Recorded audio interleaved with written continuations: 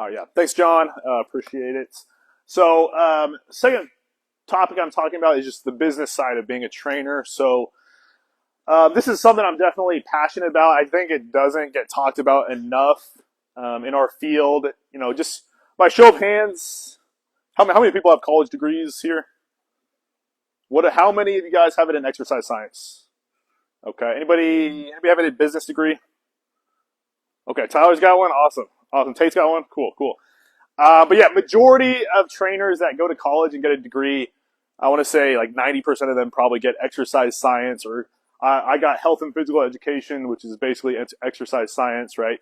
Which is important. It's important to know your anatomy, um, exercise physiology, all that good stuff. But um, if you want to be a trainer, there's a lot of business that goes into it. And so, by show of hands, do we have, besides John, and Stephanie, anybody business owners like doing their own thing? Kind of Alex a little bit. Okay, cool. Is that anybody's ultimate end goal here? No? Okay, that's okay. That's okay to say that. But yeah, I'm going to talk about the business side of being a trainer. So that's my brand, Empower. So people ask me a lot. They say, how do I build a business? Like, what are the first steps? So I tell people it really isn't rocket science. Is it easy? Absolutely not. It's super hard. It's definitely the harder route to go and open up your own thing as opposed to just working as an employee at the YMCA. But these are like the steps I give, right? So number one is you got to build your brand. So come up with a brand name. So I came up with Empower. For the longest time, for a while, I was just David Acow Training, which wasn't horrible because I'm just a one-man show, but I'm striving to build something bigger than myself. I'd like to have trainers, stuff like that. So I don't really want trainers working underneath David Acow Training. I think there's a reason John named his gym Level WOD, not John Gallup Coaching. So come up with a good brand name. Is it super important? Like, if you're a one-man show, you could probably get away with just your name and like your coaching. But I would really try to come up with something that people are going to remember. So Empower, I think it's gone decent so far. You want us to file an LLC once you get your brand name. It's good to have insurance, liability insurance. Make sure you're covered with waivers, stuff like that. It's nice to have a good logo that people are going to remember. I think John's got a good one with the Level WOD. Something I think that's really big is making a mission statement and having core values. A lot of people, I think, don't do that when they start off, but I think it's big when you're building your brand and having direction and where you want to go. Number two is you got to generate leads. You got to get, like, a lead is basically when you get somebody to raise their hand and say, I'm interested in training. And so there's a lot of different ways you can generate leads. The three biggest ones for me have been social media. I built a decent social media presence. Networking, that's huge. And word of mouth, like getting referrals from clients. I do want to overemphasize, I should have had it the other way around. I think networking and word of mouth are way more powerful than social media. That's a big mistake I see trainers make is they think, oh, if I post a video of myself working out on social media, this should get me leads. I would say that's not the case. It's going to take a long time, and I do think you kind of have to leverage networking, word of mouth, and your in-person clients, and then put that on social media. Number three is sell. So, I'll go into detail more on all these, but that's in-person consultations, that's phone calls, that's Zoom. I would really try to do one of those three. A big mistake I made early on in my career is you get a lead over social media and just trying to go back and forth over text message or emails. It's going to be really hard to sell somebody and build trust over text message or email. So I'd really try to get them in the door for a free consult, get them on the phone, even Zoom. That's another good option.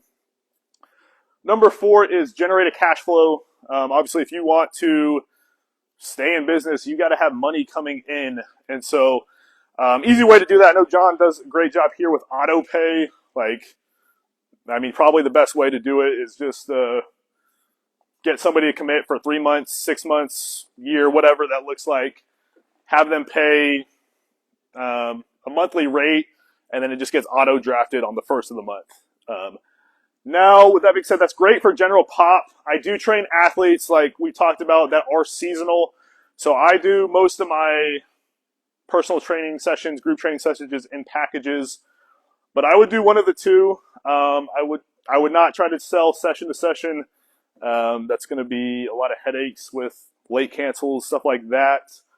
You can get more creative with this. You can do online training. You can run camps, clinics, workshops. But you need money coming in to stay in business. And then last but not least is retain. So provide a high level of service. Like, what's going to make you stand out? What's going to make them want to continue to come back? It's huge. So, and then just repeating that process over and over. So I'll go into more detail with all these. So when you're building a brand, I think these three things are pretty crucial in my opinion. Is one's a mission statement, number two is core values, and number three is a vision. Vision statement is a little bit less common than the first two. But I'll go ahead and dive into the mission statement. So I know I had got my own podcast. I had John on the podcast. He's got a good mission statement. You want to go say your mission statement, John? Yeah, so that's awesome. It's short and sweet, but it's very specific. So I'll say Empower's mission is, so our mission is to empower underdogs to achieve their full potential through unwavering support and guidance. So, I mean, there's a lot of different ways you can make mission statements, but this is the way I think this is a pretty easy step-by-step process to follow. So I would have, who are you going to serve? And so for me, I say underdogs. I've had some people argue that may be like too vague, but for me, it's been those athletes that struggle with self-confidence, that get cut from, you know, their sports teams. That's really kind of almost like my ideal client there. And I think we've all been underdogs at some point in our life. What are we going to do? Like, how are we going to help them? What are we going to do? So our goal is to help them achieve their full potential. And then number three is, like, how are we going to do that? And that's through, as I talked about, like through unwavering support and guidance, by constantly being a pillar of support. And I would try to keep this one sentence. I've seen mission statements where it's like 3 sentences, like a paragraph. I say keep it short and sweet, but the mission statement's huge because it's like, when you're constantly making tough decisions on, you know, who do you want to hire? Do you want to buy this piece of equipment? Like, how is it going to help you achieve your mission? Like, this should be kind of like the deciding factor in those tough decisions. Yep. 100% agree. Yeah. Like, our mission statement is not just some words. Mm-hmm. We are literally deciding who to hire, what to buy, what to advise, you know, what the program looks like. Yeah. Yeah.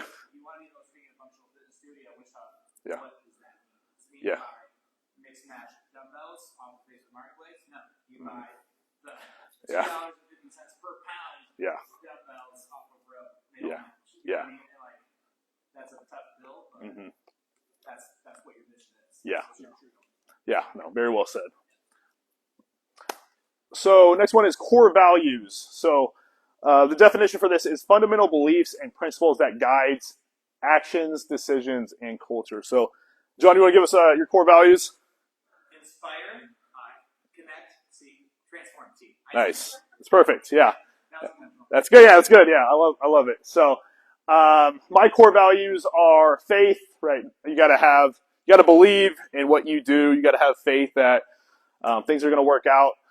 Number 2 for me is passion. You gotta love what you do. You gotta have a passion to serve others. 3 is tenacity. Like, it's gonna take grit. It's gonna take stamina to achieve our goals. And then number 4 for me is patience. Like, we're not gonna see results in one day. We gotta have the long game in mind when building a business and when just trying to, you know, achieve our goals as athletes or clients. And then last one is our vision. So this one is less common, but I love it. So it's like, what are your long-term goals and aspirations? What do you want to achieve? So for us at Empower, it's to cultivate a community that champions resilience, determination, and the relentless pursuit of success in diverse endeavors. So, yeah, it's big. Like I have a pretty wide variety of clientele. Like just some of the kids that come to mind. Like I got a kid that's battling cancer. I have a girl I trained that has a prosthetic leg. We do have some general pop clients. So it's going to be, that's why I like diverse endeavors, because for every person, it's going to look a little bit different on what they're trying to achieve, but it's the resilience, it's the determination, and just that relentless pursuit of success and building a community. That's big. All right, so this is my car right here. So we got the Instagram decal, we got my Trainer Dave license plate, had a little Halloween prop taped to my business card to it, a little guerrilla marketing, my beloved Toyota Corolla.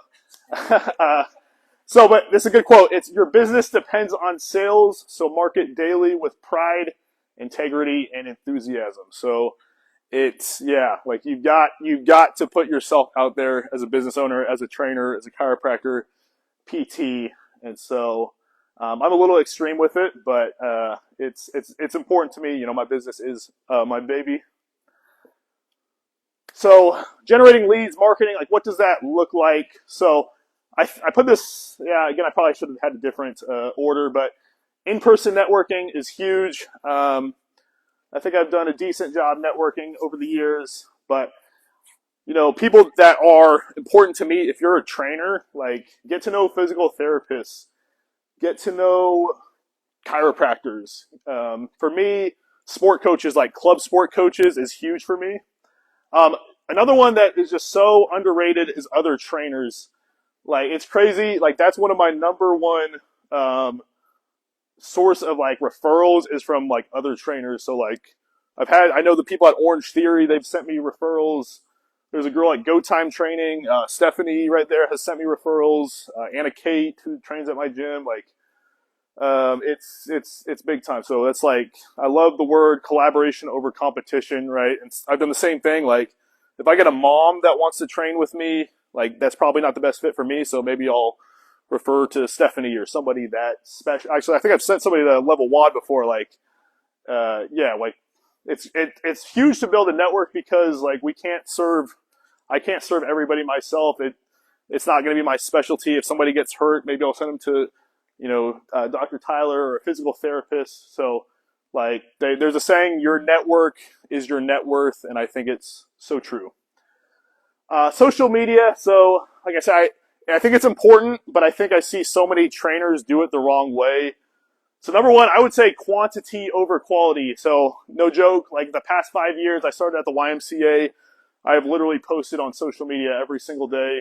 Maybe missed a few days here and there, but something I try to think about is like, that's the way I show up, is I show up on people's timeline every single day. I remind them that I'm a trainer, that I want to be the obvious choice, that when somebody needs sports performance training, you know, they're going to think of Trainer Dave, their Facebook friend. And so, yeah, you really, like, don't be afraid to put yourself out there. I think the more you post, like, the better you're going to get, the better the quality is going to be. But number two is showcase clients as much as possible.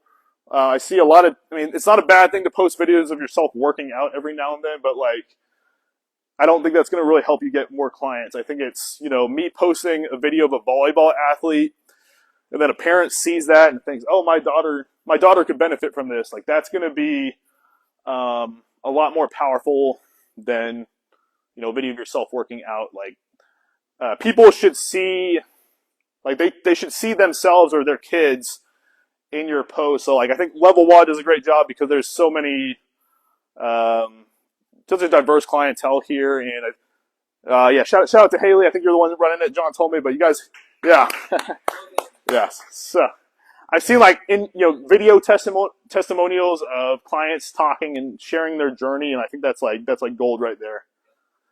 Number three is word of mouth. Man, this is huge. And so asking for referrals and testimonials, like don't be afraid to ask for referrals and testimonials. Like you can't be afraid of rejection as a trainer. There's a book I like. It's called Go for No, and it just like you just can't be afraid of the word no. But something I love, like John does a great job of it, is he has Bring a Friend Week here. How many people did you have at your last Bring a Friend Week? Yeah, so we run 2 Bring a Friend Weeks now.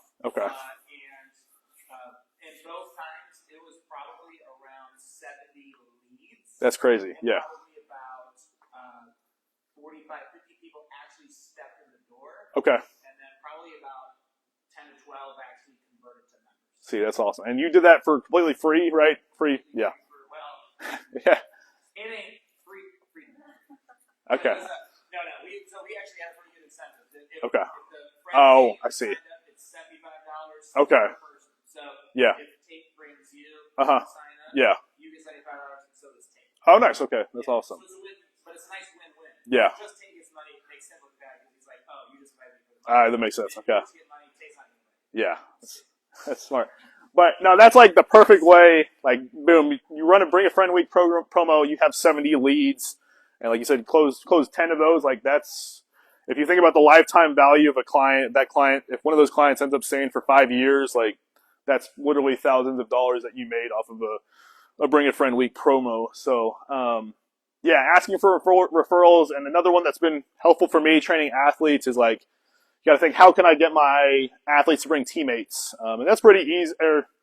It's not super hard. It's just to get them bring teammates, have them train in a team setting, group setting, around their friends. They usually love that. Asking for testimonials, I think is big. I think a lot of people, I don't know if they do it the right way, or I think it's just such an underrated skill. So I'll shout John out again. You guys have like over 200 Google reviews on Level Wad's Google business page. And like, I don't know if people understand how impressive that is. Like, you search fitness gym in Wichita, I think John's probably going to be the first to pop up because he's got so many Google reviews. Like, people are going to want to buy more just because they see 200 people have liked his service. But yeah, I think that's a super easy step is, you know, if you're going to build a business, make a Google business page, ask for Google reviews. I mean, I think the easiest way to probably do it is to